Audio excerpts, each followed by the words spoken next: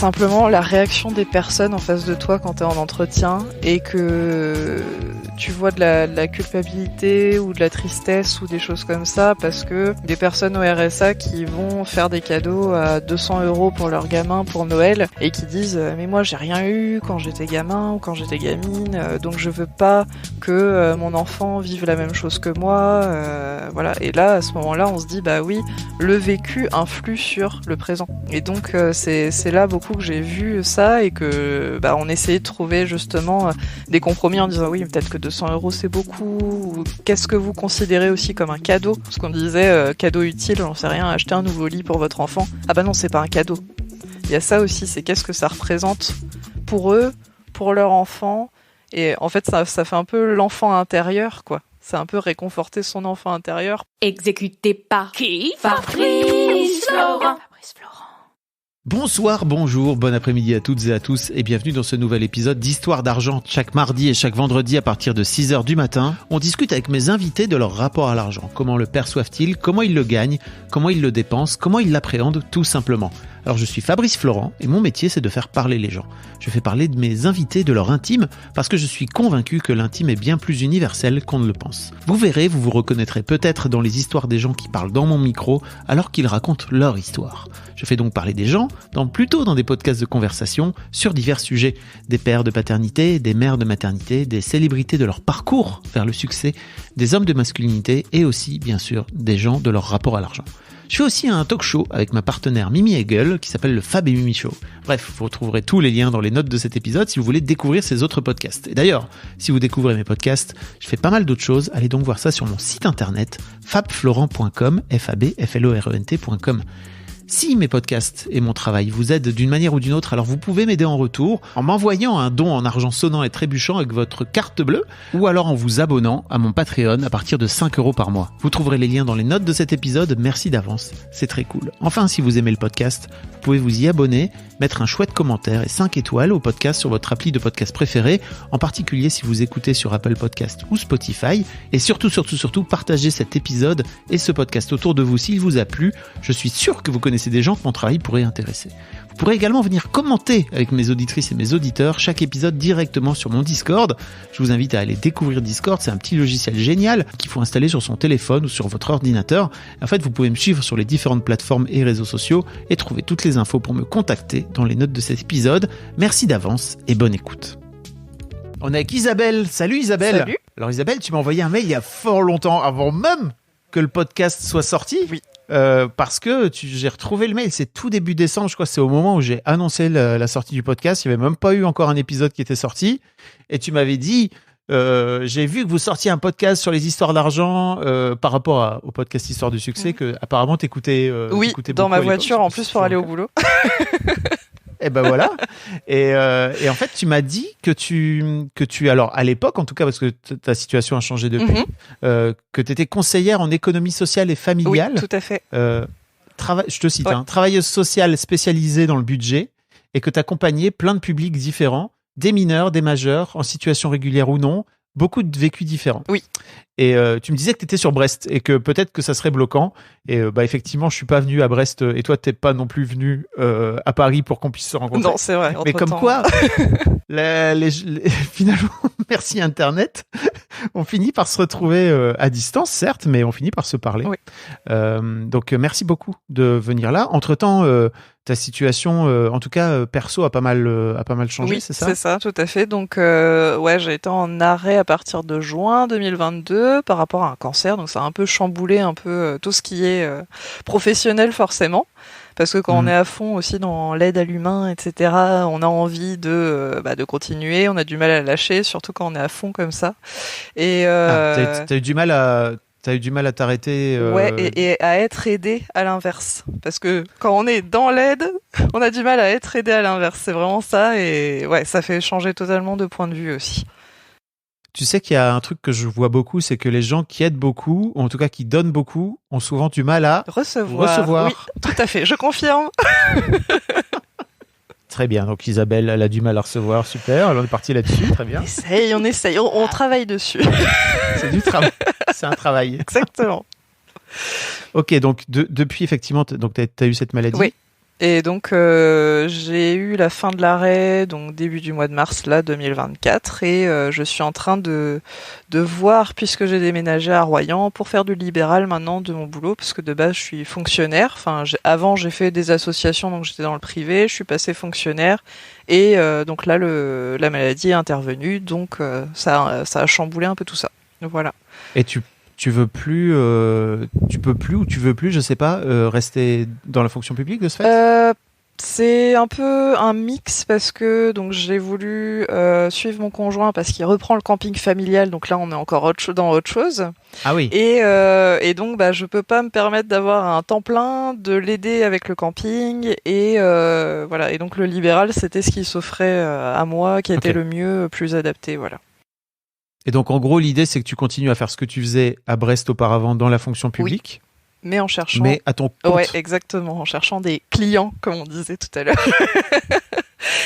Et non plus des usagers. Oui, c'est ça, exactement. C'est comme ça qu'on appelait les gens. Usagers ou personnes accompagnées, ou voilà. Ok. Tu bossais pour qui exactement alors dans la fonction publique? Le conseil départemental du Finistère. J'étais en centre maternel justement, qui est passé centre parental depuis. Donc on n'accueille plus que des mamans dans l'enceinte, mais il y aura des couples avec enfants. Donc soit les femmes sont enceintes et ou accompagnées d'enfants de moins de 3 ans. Ok, donc dans ce centre-là, donc parental aujourd'hui maternel, tu étais dédié à parler plus spécifiquement d'économie et de budget. Exactement, c'est ça? Administratif, budgétaire, en fait dans le but qu'elles reprennent leurs indépendances, ou qu'elles apprennent, parce qu'on a quand même des mamans mineures par exemple, et qu'elles puissent sortir et faire de leur mieux, on va dire, en sortant, et qu'elles n'aient pas besoin de nous. En fait, c'est le fait d'amener une autonomie le plus possible. Voilà, donc c'est Apprends à un homme à pêcher. Exactement, mais c'est tout à fait ça. J'avais tout à fait ça en tête, moi, quand je faisais les entretiens, et puis même d'aller en rendez-vous avec elle et de dire, bon, bah, vous prenez la parole d'abord, on va voir, je suis en appui s'il y a besoin, mais là, faut que vous sachiez le faire, et quand vous serez sortis, vous serez fiers de pouvoir le faire vous-même. Voilà. Ok. Donc c'était ma philosophie de boulot. Et c'est des gens qui étaient dans des situations particulières, on va dire financières particulières, du genre c'était des personnes endettées, etc. Ou alors il y avait vraiment de tout? Il y a vraiment de tout. Il y a des personnes qui peuvent être en rupture familiale, donc effectivement ça peut être compliqué niveau budget, mais pas non plus au point d'être surendetté. Il y avait effectivement une maman que j'ai suivie, qui est arrivée en fait dans le centre maternel, qui était avec ma tutrice de stage quand j'étais en dernière année, donc c'était assez marrant, on a fait le lien. Elle est arrivée au centre maternel, et derrière, on a tout repris là-dessus, et elle parlait un peu d'une histoire de sac à dos avec des pierres. Et donc, quand on faisait le dossier de surendettement, ça lui enlevait des pierres. Et quand elle est partie du centre maternel, elle a dit, j'ai presque plus de pierres, c'est bon, c'est réglé. Ah, c'est voilà. Cool. C'est gratifiant quand ça se passe comme ça. C'est trop bien. Ouais. À l'heure où on enregistre ce podcast, je sais pas si tu écoutes encore ou si tu écoutes Histoire d'argent, mais j'ai sorti un épisode avec Pauline Dujardin qui travaille chez Crésus. Ah oui, c'est génial. Qui est donc une association qui travaille justement, qui aide justement les gens, alors plus spécifiquement sur les personnes qui sont surendettées. Oui. Et donc j'invite les gens que ça intéresse d'aller écouter, parce qu'elle donne plein. Comme tu dis, c'est génial. Moi, je connaissais pas, en tout cas, je connaissais de loin cette association. Il y a plein de recours pour les personnes surendettées. Oui. Et c'est vrai que souvent, un peu le point commun de tous ces gens, de toutes ces personnes, c'est qu'il y a la honte derrière d'être surendetté. Ouais. Et donc, généralement, en fait, c'est à ce moment-là que tu creuses le trou, plutôt que d'aller voir justement des gens spécialisés, notamment chez Crésus. Oui. Ou peut-être des personnes comme toi, plus proches, on va dire, peut-être dans la ville, quoi. Et ouais, je me doutais qu'il pouvait y avoir de la honte derrière, après presque 100 épisodes d'Histoire d'argent, mais à ce point-là, de finir par creuser un trou incroyable, c'est assez fou, quoi. Ah bah ouais, totalement. Donc j'imagine que tu aidais aussi ces gens-là quelque part, enfin les personnes surendettées, à faire un peu le même accompagnement que Crésus, c'est-à-dire d'aider les personnes à faire leur dossier de surendettement, c'est ça par exemple? Oui, totalement. Et même à des moments, j'ai appelé Crésus quand il y avait des situations particulières d'ailleurs. Déjà, quand j'étais en BTS, je devais tenir un projet, et c'était sur le dossier de surendettement, donc j'avais bossé avec Crésus, qui était venu en intervention à l'UFC Que Choisir, où j'étais donc stagiaire bénévole à ce moment-là. Et donc derrière, j'ai gardé le lien aussi avec le l'ancien président de Crésus de Brest d'ailleurs. Et oui, donc je connais assez bien là-dessus. Effectivement, par rapport à la honte, oui, là j'ai rencontré pas mal de personnes qui c'est difficile pour elles d'aller chercher les papiers qu'il faut pour faire le dossier parce qu'il faut redemander, il faut réexpliquer la situation tout le temps. Quand on va à la Banque de France, on a l'impression qu'on rentre dans une prison parce qu'il y a un sas où il faut présenter sa carte d'identité, c'est une personne par une personne, etc. Et donc de dire, qu'est-ce que j'ai fait de mal ? Dans plein de banques, hein, d'ailleurs, de toute façon. Il y a pas mal de sas dans les banques, d'une manière générale, dans les banques physiques. Ouais, quoi. mais là, c'est vraiment un sas qui se clôture derrière toi. Et tu dois vraiment présenter ta carte d'identité et dire, c'est bon, montrez pas de blanche, en fait, pour rentrer. Et là, ils se disent, vraiment, où est-ce que j'ai atterri ? Qu'est-ce que j'ai fait de mal pour mériter ça, entre guillemets, quoi. Donc voilà. Et c'était surtout ça que j'avais en souvenir par rapport au dossier de surendettement. Ok. Voilà. Isabelle, comment t'en es venue à venir travailler spécifiquement ? On en parlait juste avant de l'enregistrement. Tu me disais, j'ai quelques pistes, mais je sais pas vraiment. Qu'est-ce qui a fait que t'as... Parce que c'est quand même très spécifique comme travail. J'imagine que tu voulais aller travailler dans le social, mais d'aller travailler plus particulièrement sur le sujet de l'argent dans le social, ça amène encore un truc en plus, quoi. Oui, je suis en train de réfléchir justement en même temps, mais d'abord, j'ai pas mal bifurqué, hein, j'ai fait pas mal de choses différentes. D'abord, j'étais en bac social, donc ST2S pour ceux qui connaissent bien, et donc souvent ils allaient au niveau études infirmières, et moi je suis partie en langue étrangère appliquée, rien à voir. Voilà, j'avais envie d'échanger vraiment, et puis après je me suis dit mais où est-ce que je vais avec ça ? Et j'ai pas trop su quoi faire, et j'ai eu une année où j'ai travaillé, j'ai gardé des enfants, hein, j'ai fait le truc un peu classique, voilà, et je me suis tournée vers le social parce que j'avais juste une école avec qui justement j'étais en bac à ce moment-là, attends, c'est pas clair. Je reprends. J'étais dans un lycée pendant mon bac, et ce même lycée ouvrait des études supérieures par rapport à l'économie sociale et familiale. Et donc j'ai été aux portes ouvertes, j'ai regardé un peu toutes les choses dessus, et je trouvais ça hyper intéressant parce que ça touchait à la vie quotidienne, et moi j'avais besoin de concret. Voilà. Et donc au fur et à mesure ça s'est dessiné comme ça, et effectivement le côté budgétaire ça s'est plutôt dessiné en dernière année, où là il y avait des vrais stages pratiques et où on voyait que la situation des personnes s'améliorait quand on travaillait là-dessus. Et aussi je trouve ça hyper intéressant au niveau psychologique, parce que c'est hyper intime, c'est hyper lié à la personne, et tu peux vraiment créer du lien de confiance en faisant ça. Et je trouvais que c'était très valorisant quand la personne se sent pas jugée, peut avancer dans son histoire et peut s'autonomiser derrière. Voilà, c'était surtout ça qui m'intéressait. Ok, donc j'imagine à quel point Histoire d'argent t'as fait kiffer. Alors. Oui, totalement. Mais c'est top. On est top. en plein dedans, quoi. Oui, c'est ça, mais c'est pour ça, quand j'ai entendu l'idée, je me suis dit, mais c'est top. Ok. Et alors, avec le recul, il n'y a pas du tout, il n'y a rien qui crée, un lien entre ton histoire à toi avec l'argent et le fait que tu aies envie d'aller travailler pour des gens et de les aider, quoi. De les aider, si, parce que papa pompier et ma mère secrétaire vétérinaire, mais pour autant beaucoup dans les choses associatives, don du sang, les banques alimentaires, etc. Quand même, ça vient pas de rien. Oui. Mais le social en lui-même, je connais pas de conseillère autour de moi, par exemple. Ok. Voilà, j'ai connu au fur et à mesure. D'accord. Voilà. Ça te dérange pas si on rentre dans le vif du Pas de sujet, souci. Ok, donc si je te dis argent, qu'est-ce que ça t'évoque en tout premier ? Un outil et qui peut être positif ou négatif suivant ce qu'on en fait derrière. Donc ça peut induire beaucoup de choses, mais ça me fait un peu écho par exemple où on va diaboliser par exemple les réseaux sociaux. Or les réseaux sociaux de base c'est un outil, et suivant ce qu'on en fait c'est positif ou négatif, et l'argent c'est ce qui va mener en tout cas à développer des projets. Voilà, ça peut faire énormément de choses suivant ce qu'on en fait derrière, notre vécu. C'est très très lié à notre vécu, nos parents, notre histoire, etc. Voilà. Et donc t'y mets pas spécialement de choses négatives derrière, quoi. Non, négative, je pense escroquerie, mais ça reste un outil qui a été mal utilisé pour faire chanter des gens, malheureusement. Ok. Voilà.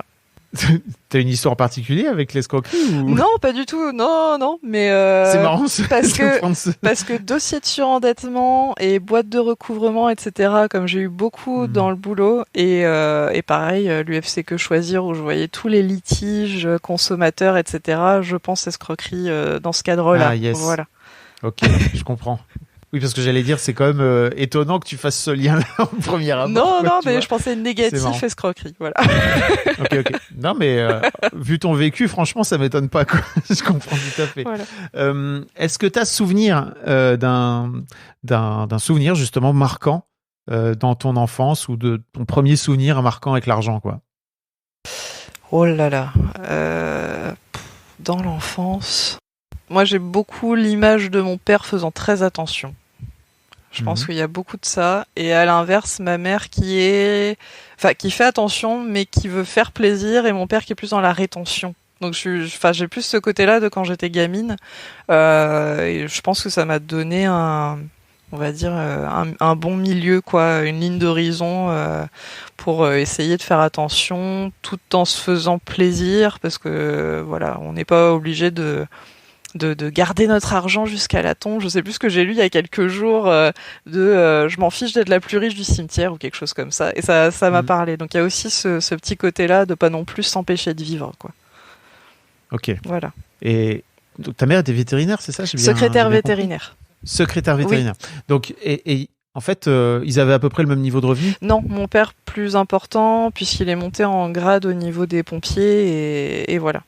Mais je pense que lui, de son côté, mes grands-parents étaient très à faire attention au moindre centime, voilà, et je pense qu'il a gardé le même fonctionnement derrière. Il a hérité de ça? Oui. Et toi, tu as la sensation d'avoir... qu'est-ce que tu en as fait, justement, de cette double éducation, on va dire? Je pense d'avoir pris un peu des deux, en fait. Je fais attention dans le sens que... je dis ça beaucoup dans mes suivis, que je suis pas la personne parfaite, parce que souvent les professionnels, ce que j'ai du mal moi, c'est de dire il faut faire ci, il faut faire ça, comme s'ils avaient toujours tout fait parfaitement. Et moi, un des premiers trucs, au contraire, c'est de dire moi aussi, quand j'étais étudiante, par exemple, j'ai été dans le rouge, je sais ce que ça fait, mais maintenant c'est en grandissant de pas refaire les mêmes choses, les mêmes erreurs, et de prendre en expérience. Et donc, du côté de ma mère, c'est beaucoup quand même de savoir se faire plaisir sans abuser. Et du côté de mon père, c'est de mettre de côté au cas où il se passe quelque chose qui est pas, voilà, des imprévus, des trucs, des appareils qui nous lâchent ou n'importe quoi. Et voilà, j'essaye d'équilibrer. Et pareil, avec mon conjoint, on a à peu près la même dynamique. Donc, ça s'aligne bien là-dessus. Ok. T'as la sensation aujourd'hui d'avoir une relation à l'argent relativement détendue? Oui, plutôt, ouais. Ok. Non, je sais pas. Non, mais je réfléchis en même temps à d'autres trucs, mais oui, ça va plutôt. Est-ce que le fait de bosser tous les jours avec des gens comme ça et de les faire finalement travailler eux-mêmes sur leur rapport à l'argent, t'as aussi incité, t'as aussi obligé finalement à travailler toi-même sur ton propre rapport à l'argent? Est-ce que t'as la sensation qu'avec le temps, comment ta relation justement a évolué, ta relation à l'argent? Alors, forcément, quand on fait le budget des gens et qu'on se dit, par exemple, on fait des demandes d'aide financière parce qu'ils ont des difficultés, on fait tout un budget, on détaille jusqu'à demander est-ce que vous avez Netflix, des choses comme ça, tu vois. Et là, tu te dis mince, mais moi, je me pose même pas la question. Et donc, moi, j'avais ce côté-là de quel positionnement j'ai le droit d'avoir. Ça faisait un peu hypocrite pour moi de me dire mais je me pose même pas la question, et eux ils doivent tout dévoiler pour avoir droit à quelque chose parce qu'ils sont en difficulté. Et donc ça m'a fait reprendre et moi-même faire mes budgets, reprendre tout à zéro, mes contrats, mes machins. Et ouais. C'est pour ça m'a beaucoup plus je suis beaucoup plus carré maintenant que ce que j'ai pu être quand j'ai démarré, parce que je savais pas qu'est-ce que j'allais rencontrer en entretien au début, pendant les stages, et au fur et à mesure, quand on rencontre les gens, déjà on voit le mieux et le pire, on va dire. Donc on n'a pas envie d'arriver à une extrême négative, justement. Et on se dit, qu'est-ce que je peux faire pour? Et là, à mon niveau, qu'est-ce que je dois faire? Et voilà, donc j'ai travaillé un peu là-dessus, effectivement, de mon côté derrière. Tu veux dire que la meilleure façon d'aider les gens, c'était avant tout de faire toi-même ce taf pour toi, c'est ça? Oui, ouais, totalement. Okay. Parce que si j'avais pas bossé sur moi, bah c'est un peu quand on s'aide pas soi-même, on peut pas aider les autres. Et j'ai un peu ce côté-là de me dire, ben je peux pas dire aux gens, mais il faut faire ça, alors que moi-même je le fais pas. Moi en tout cas ça faisait un peu une dissonance dans ces cas-là et j'avais pas envie, j'étais pas à l'aise, je me sentais pas légitime d'eux. Alors que là de dire oui moi aussi j'ai eu ces difficultés-là et donc je vous comprends et donc je vous conseille ça, vous en faites ce que vous voulez, c'est un conseil. Et surtout de pas empiéter dans leurs décisions et de réussir à trouver des bons compromis quoi. Oui, c'est-à-dire que, l'air de rien, tu aides les gens, si j'ai bien compris, à faire les dossiers, etc., etc., mais à la limite, tu vas pas les envoyer pour eux, quoi. C'est eux après qui décident de faire les démarches eux-mêmes, c'est ça? Totalement. Bah toujours demander Ok. le consentement, etc. Oui. Puisque c'est très perso et puis surtout quand on envoie des récits de vie entre guillemets aux commissions qui décident ou non s'ils aident ou pas la personne. Je relis toujours avec la personne, je dis est-ce que vous êtes d'accord avec ce qu'on a dit, est-ce que vous êtes d'accord par rapport à votre budget, est-ce que vous voulez revoir quelque chose, et après seulement on envoie ensemble quand ils ont besoin de soutien, ou elles envoient de leur côté au fur et à mesure. En fait on met des petits objectifs atteignables pour que ensuite l'autonomie puisse se créer vraiment et que la personne s'en sorte derrière. Ok. Voilà. T'as fait ça pendant combien de temps? J'ai eu mon diplôme en 2018. Donc Ok. j'ai commencé mes remplacements en 2017 quand j'ai fait mon premier lieu de stage et puis après voilà, j'ai fait plusieurs postes différents et voilà. Qu'est-ce qui t'a... Tu disais tout à l'heure, ce qui t'a intéressé, c'est la psychologie par rapport à l'argent et tout. Je me demandais un petit peu comment tu t'étais rendu compte de ça. Simplement la réaction des personnes en face de toi quand tu es en entretien et que tu vois de la culpabilité ou de la tristesse ou des choses comme ça parce que des personnes au RSA qui vont faire des cadeaux à 200 € pour leur gamin pour Noël et qui disent mais moi j'ai rien eu quand j'étais gamin ou quand j'étais gamine donc je veux pas que mon enfant vive la même chose que moi voilà. Et là à ce moment-là on se dit bah oui, le vécu influe sur le présent. Et donc c'est là beaucoup que j'ai vu ça et que on essayait de trouver justement des compromis en disant oui peut-être que 200 € c'est beaucoup, ou qu'est-ce que vous considérez aussi comme un cadeau, parce qu'on disait cadeau utile, j'en sais rien, acheter un nouveau lit pour votre enfant, ah bah non c'est pas un cadeau. Il y a ça aussi, c'est qu'est-ce que ça représente pour eux, pour leur enfant, et en fait ça fait un peu l'enfant intérieur quoi, c'est un peu réconforter son enfant intérieur pour après derrière être bien, et voilà, faut trouver tout Tu veux un dire équilibre. réconforter l'enfant intérieur de ces gens qui avaient eux-mêmes pas eu de cadeau quand ils étaient enfants, c'est ça que tu veux et dire? rendre heureux leur Ok. enfant Ouais. intérieur et leur enfant actuel. On va dire ça. C'est bien fait. Tout à fait. Voilà. T'as fait ça pendant... Donc t'as fait ça pendant 3 ans, c'est ça? 4 ans? Combien de Ouais. temps? Ouais, 4 ans, ouais, c'est ça. Est-ce que tu as des souvenirs marquants de choses ou de gens que tu as pu aider ouais, voilà, je me posais ça comme question. Tout à l'heure, on avait parlé justement d'une maman qui avait un dossier de surendettement et qui donc parlait d'un sac à dos plein de pierres et qui enlevait au fur et à mesure qu'elle envoyait son dossier à la Banque de France, etc. Et ça, c'était vraiment quelque chose d'hyper positif parce que j'avais l'impression que j'étais aussi contente qu'elle quand le dossier a été accepté. Parce que c'était vraiment c'est moi qui vais l'annoncer, de dire aux collègues bon vous êtes au courant mais vous dites rien, c'est moi qui l'annonce parce que c'est notre boulot de moi et de moi ensemble, et derrière surtout d'avoir le suivi de cette personne-là parce que après le centre maternel on n'a pas forcément des échos de la suite, voilà. Et là j'ai eu des échos avec d'autres collègues et dont mon ancienne tutrice de stage qui la suivait de nouveau par rapport au secteur. Et donc ça, c'était hyper valorisant de voir des personnes qui s'en sortent au fur et à mesure ou alors qui sont contentes d'une technique que j'ai donnée en entretien. J'avais une maman, il y a la technique des enveloppes qui est super connue maintenant sur les réseaux, que moi j'applique depuis donc mes stages, donc depuis 2017 quoi.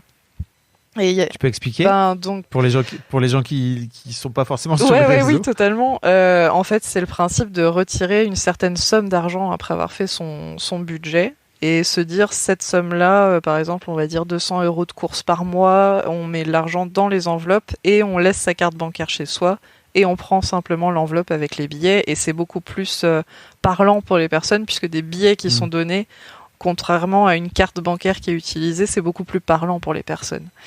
Et donc il y a une maman qui n'arrivait pas du tout à économiser. Et avec la technique des enveloppes, elle a réussi en 2 mois, elle avait, je sais plus, 700, 800 euros de côté, chose énorme pour elle. Incroyable. Et donc, elle était tellement heureuse qu'elle allait expliquer ça à une autre maman que j'avais en rendez-vous, mais qui n'arrivait pas à appliquer le truc. Mais comme elles étaient copines, bah ça a vachement bien fonctionné derrière et elles s'encourageaient l'une l'autre. Et j'ai dit, bah c'est super, vous allez me représenter en même temps. Et puis, ça crée du lien comme ça, on rigole. Et puis voilà, et puis c'est hyper valorisant quand on voit comment ça avance et comment elles arrivent à faire des trucs qu'elles n'arrivaient pas à faire avant, quoi.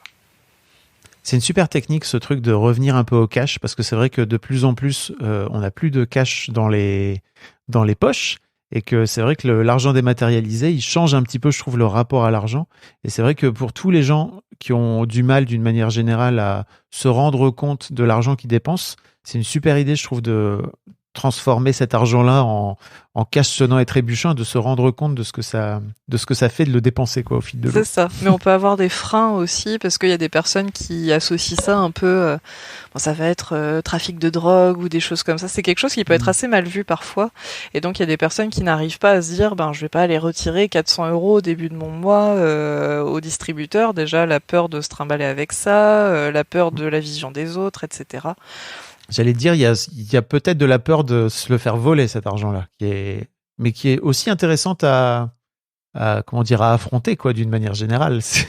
C'est très peu sûr que finalement tu te fasses tirer du cash comme ça dans ta poche, parce que tu peux te faire tirer aussi une carte bancaire et aller te faire tirer peut-être pas 400 euros. Mais c'est ça. En tout cas, tu peux aller te faire sans contact pas mal de frais, quoi, d'un seul avant que tu t'en rendes compte. C'est ça, et je pense qu'il y a un peu la facilité de se dire ma carte, je peux la bloquer rapidement, et le cash, une fois qu'il est perdu, bah, il est perdu. Il disparaît. Voilà, exactement. Il disparaît. C'est ça, dans la circulation. Adieu. Voilà. Ok, et donc bon, tu as fait ça pendant 5 ans, et là aujourd'hui, donc tu étais fonctionnaire, comme tu disais, et donc là aujourd'hui tu te lances à ton compte. Oui, tout à fait. Oui.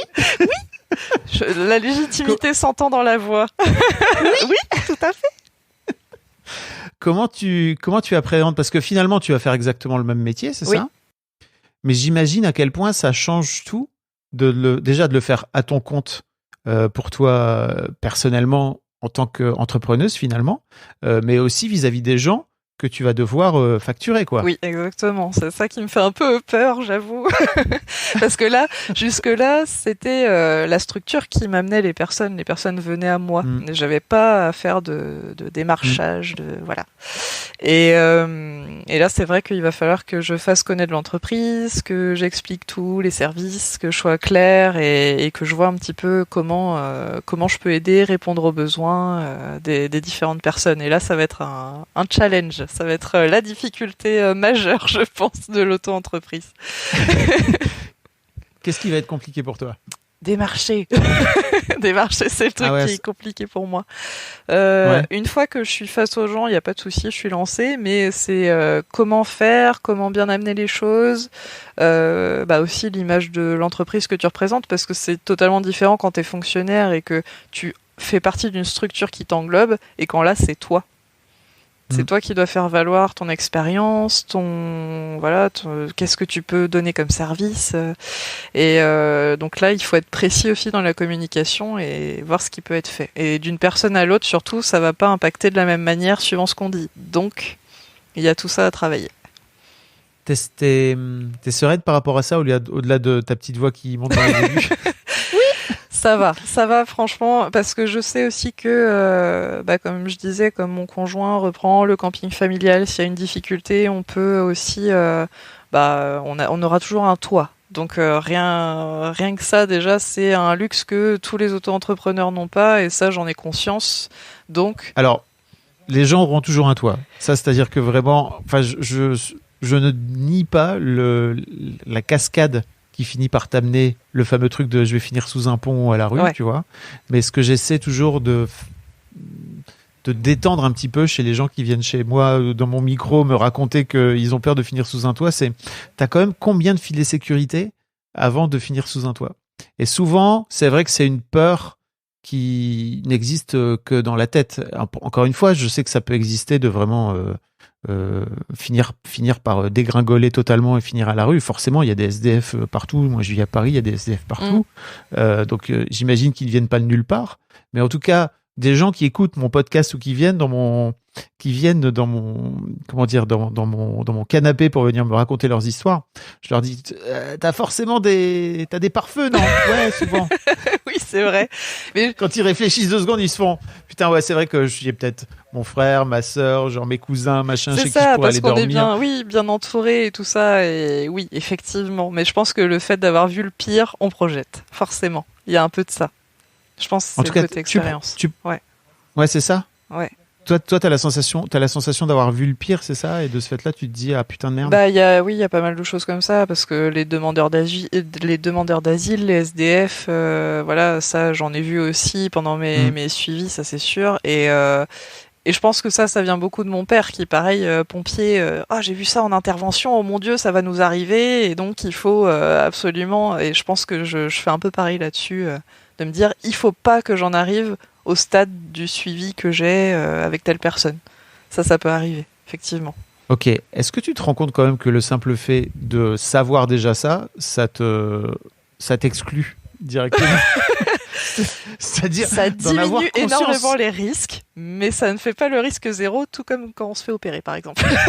Oui, j'entends bien. Il n'y a jamais de risque zéro de toute façon. Mais ce que j'essaie aussi, tu vois, de venir dire, c'est de venir prendre conscience aussi que, effectivement, le risque zéro n'existe pas.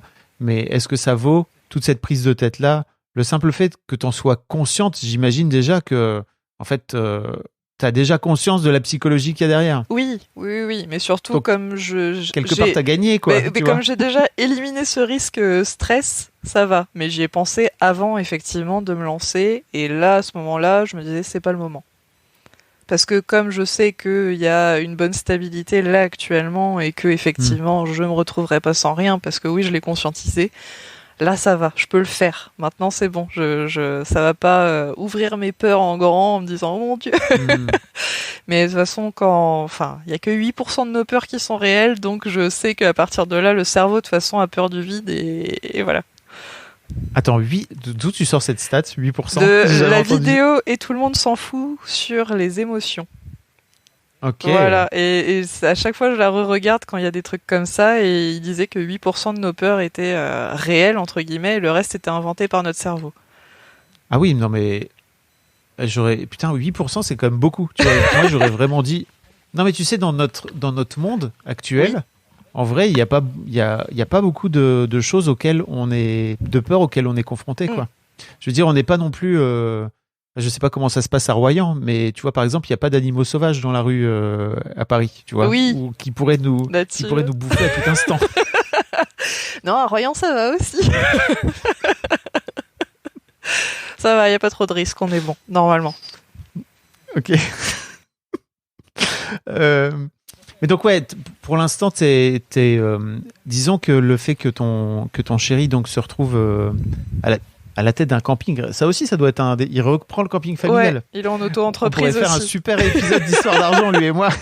Je pourrais lui proposer si tu veux. Et toi, donc toi, tu vas te retrouver aussi dans une posture où tu vas devoir finalement, facturer. Donc demander des sous à des gens qui en ont pas beaucoup. Oui. Et je te disais juste avant l'enregistrement, ça me rappelle l'épisode de Marion dont je vous mettrai le lien dans les notes de cet épisode, où elle-même était avocate pour des personnes qui étaient dans des situations illégales ou précaires d'une manière générale, et en fait elle faisait tout pour faire en sorte de ne pas les facturer, ou alors elle leur donnait le tarif, c'était ok et tout, et puis en fait à la fin elle oubliait la facture parce qu'elle avait un peu honte. Acte manqué. Ah oui. C'est même pas un acte manqué. Ça, c'est délibéré. Oui. Elle était un peu mal à l'aise de finir par leur prendre entre guillemets de l'argent. En tout cas, c'était l'idée qu'elle avait. T'es à l'aise, toi, avec cette idée-là, avec cette perspective-là? Ou c'est un truc qui te met un peu mal à l'aise, là, comme ça, avant même d'avoir vraiment commencé ton activité? J'y ai pas mal réfléchi là-dessus et je sais que moi je pense à la dynamique d'épicerie sociale par exemple où les personnes payent beaucoup moins mais elles se sentent incluses quand même. Et je sais qu'il y a des personnes qui, quand elles vont au Resto du Cœur par exemple, elles sont très gênées de recevoir parce qu'en échange elles ne donnent rien.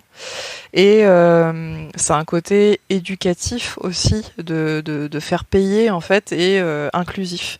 Donc j'ai un peu effectivement travaillé là-dessus et j'avais aussi l'idée à l'image des cafés suspendus dans les restaurants où les personnes payent pour d'autres personnes de dire si les personnes veulent payer 2 € de plus et au bout d'un moment de pouvoir offrir 1 heure à quelqu'un qui a vraiment des grosses difficultés et qui n'a pas le choix que de passer par mois.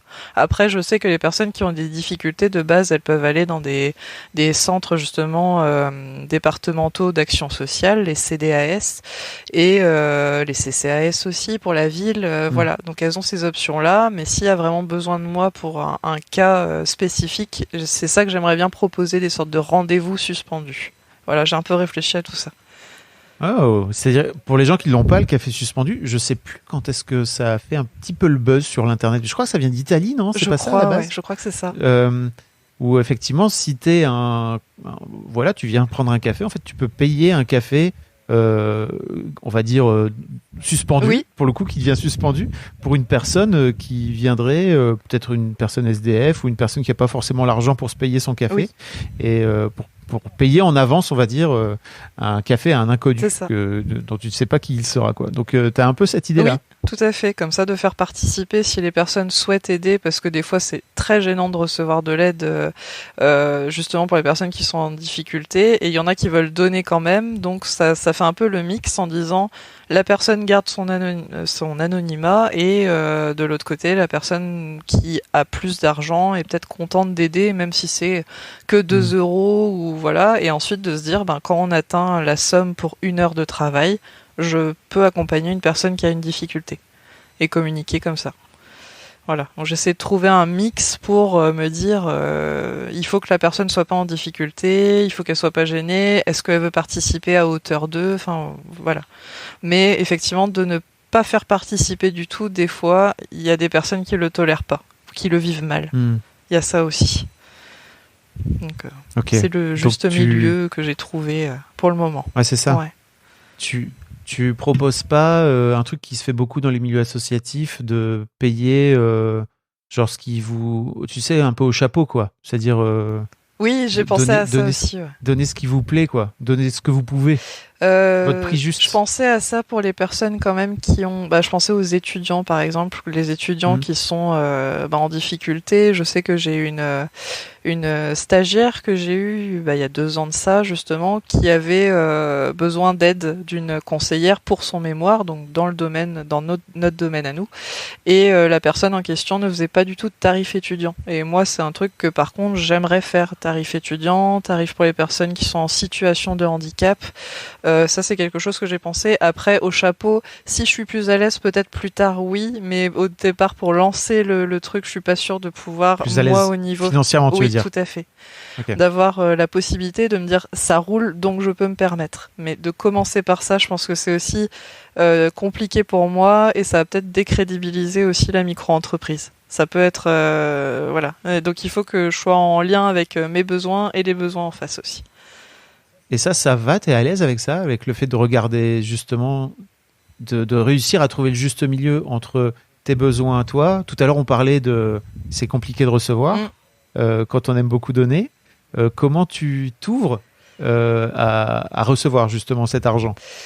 Là, comme j'ai fait quelque chose, j'ai donné des compétences. Dans l'autre sens, c'est moins compliqué de recevoir, je trouve. Là, j'amène des compétences, j'amène un accompagnement et des conseils et j'adapte à la personne. Donc là, c'est pas gênant pour moi de recevoir puisque j'ai l'expérience qui fait que, le diplôme qui fait que, et donc là, je suis moins gênée de recevoir. Si je faisais rien et que je recevais, là, c'est autre chose.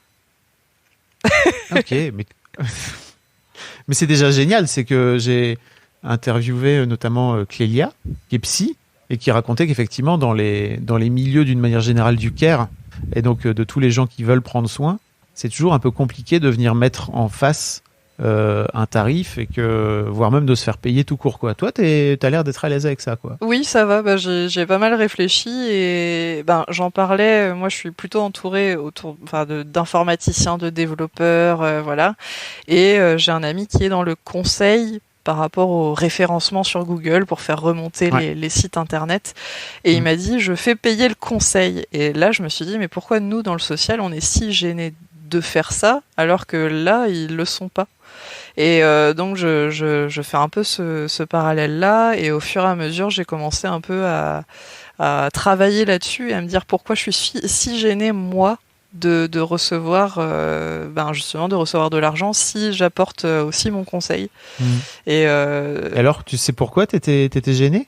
Parce que c'est tout le social, déjà ça vient de la charité, ça vient de la religion chrétienne, donc c'est vraiment on donne tout pour aider, et je pense qu'il y a un peu ce côté-là de il faut pas demander en retour. Il y a un peu cette gêne là implicite de il faut pas avoir même quand des personnes reviennent avec des cadeaux alors qu'on a eu un suivi, on est gêné au début de recevoir, on dit est-ce que je mérite, est-ce que et finalement si la personne est contente et qu'elle amène ça, d'un autre côté ça peut être insultant aussi de pas recevoir. Donc voilà, il y a un peu ce mix là que j'ai essayé de faire pour justement être bien, réussir à me dire il faut quand même que mon entreprise soit viable et il faut que les personnes soient contentes. Et de toute façon, une personne qui est contente, elle saura le dire, et inversement. Donc, il faut toujours doser en fonction de qui on a en face, quoi. C'est vrai qu'il y a un vrai truc. J'ai pas mal de gens que j'ai pu croiser qui travaillent dans le social. Comme tu dis, ils sont super forts pour donner. Et donc, en fait, ils adorent que les personnes en face soient capables de recevoir, j'imagine, tout ce qui... Parce que je crois que c'est aussi comme ça, finalement, qu'ils se rémunèrent, entre guillemets. C'est-à-dire que c'est aussi pour ça que c'est peut-être compliqué de recevoir de l'argent en retour. Mais c'est vrai que je me rends compte aussi qu'ils ont parfois du mal à être capables de recevoir, et donc d'être capables aussi de donner à l'autre la possibilité de donner. Oui. Finalement. C'est vrai, parce qu'on va plus dans un même sens en général. Par contre, là où il faut arrêter, il y a aussi des limites, parce qu'on a le rôle du sauveur parfois, et souvent quand on arrive dans le social, on est génial, on va avoir une baguette magique, et puis on arrive face à des situations et en fait on n'a pas la baguette magique en question, on peut pas solutionner tout. C'était comme ça ? Je l'avais, pas autant que certaines collègues que je peux rencontrer parfois, mais je l'avais, ouais. Et c'est les formatrices, c'est les personnes de terrain qui disaient on n'a pas de baguette magique, on n'a pas de cap, on fait de notre mieux. Il y a des personnes qui ne veulent pas d'aide, même si elles viennent jusqu'à la structure. Il y a des personnes qui vont dire non mais c'est bon, ok, je suis en difficulté, mais j'ai pas envie de faire ça, j'ai pas envie d'aller prendre tel papier, j'ai pas envie de faire tel formulaire. Ça sert à rien de dépenser son énergie avec quelqu'un qui veut pas, puisque ça doit venir d'elle en fait. Et c'est vrai que ce côté sauveur, moi je me suis beaucoup calmée, parce que quand on se dit elle veut pas recevoir, et moi je suis en train de vider mon énergie dans le vide, ça sert à rien. Et je sais que j'ai pu avoir des collègues, je crois, j'ai dû le faire quand j'étais en stage aussi. Après ça m'a vite calmée suivant les situations, mais d'avoir ce côté j'arrête là. J'arrête là, et j'ai ces collègues qui pouvaient continuer et faire à la place d'eux. Sauf que le but final, c'est d'autonomiser les personnes. Si on fait à la place d'eux, elles apprendront pas. Et donc, je sais que des fois, je pouvais être un peu plus stricte par rapport à certains suivis que j'avais. Par exemple, ça pouvait être des personnes étrangères, le fait d'être ponctuel. Étrangères ou françaises d'ailleurs, mais plus étrangères en général, c'était pas la même culture, et donc je disais si vous n'êtes pas à l'heure la prochaine fois, je vous prends pas du tout en rendez-vous, on n'avance pas votre situation. Et derrière, il y avait des collègues qui rigolaient parce que quand ces personnes-là étaient en rendez-vous avec elles, donc des éducatrices par exemple, oh là là, on va être en retard au rendez-vous d'Isabelle, faut vite qu'on se dépêche. Et elle disait nous accessoirement aussi, ça aurait été sympa d'être à l'heure à notre rendez-vous. Et sauf que c'est parce que tu avais posé tes limites. Toi. Exactement. Et je me disais, de toute façon, si moi je les pose pas, ce sera peut-être un professionnel qui les posera derrière, et ça sera à leur risque et péril en ressortant du centre maternel. Et donc, le côté dur, faut pas avoir peur. Enfin, faut doser, évidemment, faut pas être ignoble en face. Un tyran. Exactement. Mais il faut dire, là, ça va trop loin, il y a quelqu'un qui pourrait ne pas le supporter, un professionnel en face, et pas vous recevoir du tout, et plus même vous revoir et vous exclure carrément de sa liste, j'en sais rien, un professionnel de santé, n'importe quoi. Et il faut pas que ça vous arrive. Et j'expliquais tout le temps. Et d'accord, là je comprends, ok. Et donc elle le savait d'elle-même, et après derrière elle était à l'heure, il y avait pas de souci, par exemple. Bah, bien joué. Merci. Non mais c'est vrai. C'est vrai, je trouve que c'est cool de. J'ai un peu l'impression que tu as réussi à, comment dire, à construire un petit peu tes propres limites et un peu ton propre style au fil du temps, quoi. Oui, bah au début on n'ose pas sortir du cadre, on regarde beaucoup comment font les autres. En tout cas, t'osais pas. Ah non, non, non, non, Tu non, sais, non, jamais- non. Non, c'est ça. Oui, j'ai du mal à dire je, c'est ça. Je Depuis n'osais tout à pas. l'heure. Oui, c'est vrai. Je n'osais pas, effectivement. C'est parce qu'on est sortir. en visio que je peux pas te couper aussi facilement. Ah ouais, mais d'accord, sinon, ok. Bon, je vais faire attention. Je vais essayer de me corriger. Mais très oui, important. je regardais beaucoup au niveau du cadre. Mais ça, depuis petite, je suis comme ça de toute façon, je sais. Et j'osais pas sortir dans les suivis, voilà, sortir de ce cadre, faire comme la tutrice, etc. Et j'ai dû beaucoup voir au niveau positionnement professionnel comment faire. Et ça a été assez complexe pendant un temps. Et justement, le fait d'avoir travaillé sur le psychologique et qu'est-ce que ça me faisait moi, qu'est-ce que ça faisait en face, ça m'a beaucoup aidé là-dessus. Comment tu as réussi à faire ce travail de... J'ai un peu l'impression que je parle souvent de travail de déloyauté vis-à-vis de ses parents et tout. J'ai un peu l'impression que tu as réussi, toi, à prendre le recul par rapport à la situation, notamment de ton père, qui avait l'air d'être un peu... Peut-être qu'il l'est toujours, je sais pas. Stressé, un peu tendu par rapport à l'argent. Je sais pas si tu arrives à changer ça, si tu fais pas ce travail-là, quoi. Je pense pas. Je pense pas parce qu'il y a des choses qu'on conscientise même pas si on n'en parle pas. C'est quelque chose qu'on voit depuis gamin, donc c'est vraiment, on est un peu formé là-dedans. Et oui, si on regarde pas comment ça a fonctionné avant, je pense qu'on peut pas changer ça. Et voilà, ma sœur a un fonctionnement différent, mon frère a un fonctionnement différent, j'ai un fonctionnement différent d'eux. Et c'est vrai que si on met pas entre guillemets le nez dans la merde, excuse-moi du voilà. Ouais, tu peux y aller. Voilà. Hein, tu peux y aller. C'est en fait on changera rien du tout. Et on sait que de toute façon, on a nos croyances, nos idées reçues, et si on se dit pas, bah oui, ça existe et je l'ai vécu et j'ai pas envie de refaire, en fait, on changera rien. On peut pas changer en un claquement de doigts, quoi. T'as eu un déclic? Ou t'as eu quelque chose qui t'a fait dire, ok, ce truc-là, chez mon père ou chez ma mère, ça je prends moins. Il s'est passé des trucs pour toi? Je pense que j'ai dosé beaucoup, et aussi le fait d'avoir mon conjoint qui a un peu fait le sas entre ma famille et lui, voir comment il fonctionnait, lui qui a une manière très saine de fonctionner. Et et vraiment à faire parce que donc il a eu une ex-femme avec qui il faisait par exemple des tableaux Excel suivant le revenu de l'un et de l'autre, il faisait au pourcentage. Et il n'y a jamais de culpabilité en lien avec l'argent.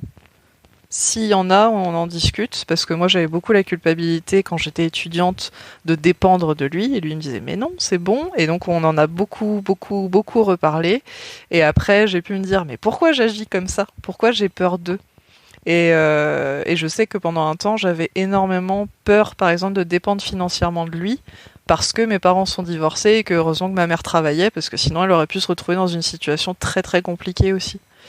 Et ça m'a beaucoup suivi, et même de travailler au centre maternel, de voir des mères seules devoir gérer leur enfant, ça m'a aussi travaillé en me disant mais si moi j'ai une difficulté, qu'est-ce que je fais, voilà, il faut toujours que je travaille, et j'avais beaucoup cette culpabilité là quand je travaillais pas.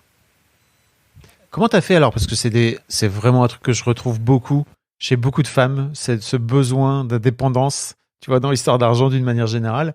Comment t'as fait toi pour travailler sur ce besoin d'indépendance? Est-ce que t'as réussi à trouver finalement un juste milieu, à te rendre compte que tu pouvais être dépendante de ce mec et en même temps indépendante par plein d'autres aspects, dépendante par certains, indépendante par d'autres, et que finalement ça faisait pas de toi une femme soumise et dépendante de son gars, ce qui est un truc qui existe, hein, je tiens à le dire, mais en tout cas dans ta situation ça a pas l'air d'être le cas, quoi. Ben c'est ça, mais ça s'est fait petit à petit. C'est surtout c'est en lien avec la confiance qu'on porte à l'autre et aussi il a fallu que je regarde chez moi en regardant mon passé et pourquoi, et voilà, et de regarder à quel point je pouvais faire confiance à mon conjoint avant de lâcher les rênes. Et d'ailleurs, c'est ce qui fait que avant qu'on parte de Brest pour venir à Royan, Royan, ça appartient à sa famille. Donc là, il a la maison de son arrière-arrière-grand-père qu'on doit retaper. En gros, c'est ça l'histoire. Attends, quand tu dis Royan, ça appartient à sa famille, le gars n'a pas la ville, mais le gars a la ville. D'accord. Non, moi, on parle par zone, nous, tellement on bouge. Mais non, il a une maison. En tout cas, la maison dans laquelle vous vivez. Ouais. Elle appartient. Okay. C'est ça, qui appartient à sa famille et qu'il a eu lui en héritage. Et donc moi je me suis dit, il faut surtout pas que je parte de Brest sans avoir quelque chose si j'ai besoin de me retourner. Et donc là je me suis dit, niveau sécurité, je prends un appartement parce que malheureusement on a beau s'aimer très fort, ça peut terminer un jour puisqu'il y a toujours ce truc-là en arrière-plan. Et donc, s'il y a besoin, je peux retourner à Brest. Je suis en disponibilité pour suivi de conjoint. Je peux retrouver un emploi si je reviens dans le Finistère. Et j'ai toujours mon appartement. Donc, j'ai essayé de doser comme ça et de me dire, ok, là, je suis bien. Là, j'ai quelque chose pour moi. Et lui a son truc à lui. Et on fait tout le temps ça. On avance petit à petit et on dose à chaque fois. D'accord. Et donc, tu as trouvé le bon niveau de sécurité dont tu avais besoin, finalement, c'est ça ? Exactement, c'est ça. Je pouvais pas partir sans rien et tout lâcher et démissionner. Et voilà, là, j'ai ma sécurité quand même. Ok. Bon, en tout cas, c'est ta situation qui te permet de pouvoir avoir ça, si j'ai bien compris. Parce que, comme tu dis, tu es en disponibilité, donc tu es quand même dans la fonction... Enfin, tu as encore le... Agent du... Le statut, c'est ça, de la fonction publique ? Exactement, c'est ça. Ok. Voilà. Et donc, tu as la possibilité de te retourner si tu veux. Enfin, si tu veux. Non, si jamais il y a un pépin entre vous, quoi, j'imagine. Et si tu veux aussi. C'est ça, exactement. Ok, trop bien. Quand est-ce que tu commences ton activité ? Eh ben justement, je suis en train de voir un petit peu pour les démarches, là.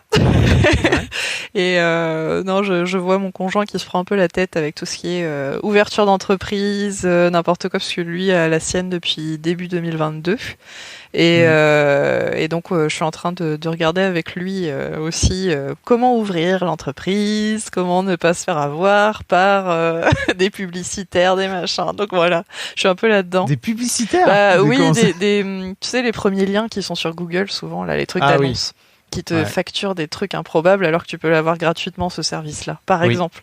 Et comme je suis totalement néophyte à ce niveau-là, voilà. Et donc je suis en train de m'inscrire à France Travail. Je regarde les formations pour justement réussir à se vendre en tant que libéral dans le social. Voilà, je regarde un peu tous les modules et puis je pense que je me lancerai après dans cette formation-là pour pas faire n'importe quoi pour démarrer. Voilà. Parce que tu veux monter une autre entreprise, c'est ça ? Il faut rappeler que c'est totalement gratuit et que c'est hyper simple à faire en ligne sur le site alors je crois que c'est l'INPI là en ce moment, hein, c'est ça ? Alors là, oui, il y avait l'INPI effectivement, mais là je sais qu'il y a pas mal de bugs, par exemple de sites et c'est un grand bug national en ce moment. Exactement. Et là, voilà, moi j'ai mon conjoint qui se tire un peu les cheveux là-dessus, donc je regarde de loin et j'apprends pour te retrouver avec les mêmes difficultés. Voilà. Est-ce qu'il y a un sujet sur lequel je t'ai pas amené, dont tu aurais aimé parler, Isabelle ? Je trouve que c'est pas mal déjà, l'histoire personnelle, l'histoire pro. Je pense que j'aurais du mal à aller plus loin sur le sujet. Je sais pas, là. Est-ce qu'il y aurait, je sais pas, 1 ou 2 ou 3 conseils que tu aurais à donner par rapport à des gens qui sont dans la merde budgétairement et ou alors qui ne savent pas, ou alors qui ont peut-être une phobie administrative ? On a parlé tout à l'heure des enveloppes, mais j'imagine à quel point... Est-ce que je sais pas, un truc peut-être pour dépasser la honte aussi, parce que c'est souvent ça aussi qui empêche les gens de venir demander de l'aide, quoi. Ouais, c'est vrai. Après, la honte, c'est compliqué parce qu'il faut travailler sur soi, donc ça prend du temps. On peut pas dire en 2 phrases n'ayez pas honte, parce que c'est le premier truc qu'ils vont ressentir, justement. Mais en tout cas, pour les personnes qui accueillent la parole de ces personnes-là, de pas juger, parce qu'on a tous une histoire différente, on a tous un vécu différent déjà. On n'a pas tous les mêmes chances à la base. Ça, faut pas l'enlever. Et pour les personnes qui ont des difficultés financières, ne faites pas avec l'argent que vous n'avez pas. Parce qu'il y a beaucoup de personnes qui prévoient, j'en sais rien, j'ai un remboursement EDF à telle date, il suffit qu'il y ait le moindre bug, un moindre retard, ils ont dépensé un argent qu'ils n'avaient pas, et il y a un découvert derrière. Et ça, c'est ce qui peut faire basculer une situation qui est déjà précaire. C'est un super conseil. Ne faites pas avec. Non, mais c'est vrai, faites pas avec l'argent que vous n'avez pas. Il faut pas prévoir trop loin, justement. C'est toujours là qu'on perd pied, et puis en fait, on s'est pas rendu compte et on s'est dit que c'était OK, et en fait, non. All right. Merci beaucoup, Isabelle. Merci à toi. Je suis contente. Je te souhaite. Moi aussi. Je te souhaite le meilleur pour la suite de ton entreprise. Voilà, le début même. Oui, tout à fait. Et puis merci pour tous tes conseils et merci pour ton mail qui date de 2021. Faisait partie des mails originaux, des mails originels que j'ai reçus. Merci beaucoup. Ça marche, merci. Un grand merci à vous d'avoir écouté jusqu'au bout. Pensez à rejoindre le serveur Discord pour venir commenter avec le reste de ma commu. Je vous trouverai tous les liens dans les notes de cet épisode. Et si mon travail vous plaît, je vous rappelle que vous pouvez m'offrir en échange un peu de sérénité en vous abonnant à mon Patreon ou en m'envoyant de l'argent en vous munissant de votre CB. Vous trouverez tous les liens dans les notes de cet épisode également. Bonne fin de journée et j'espère à très bientôt pour un nouvel épisode de podcast.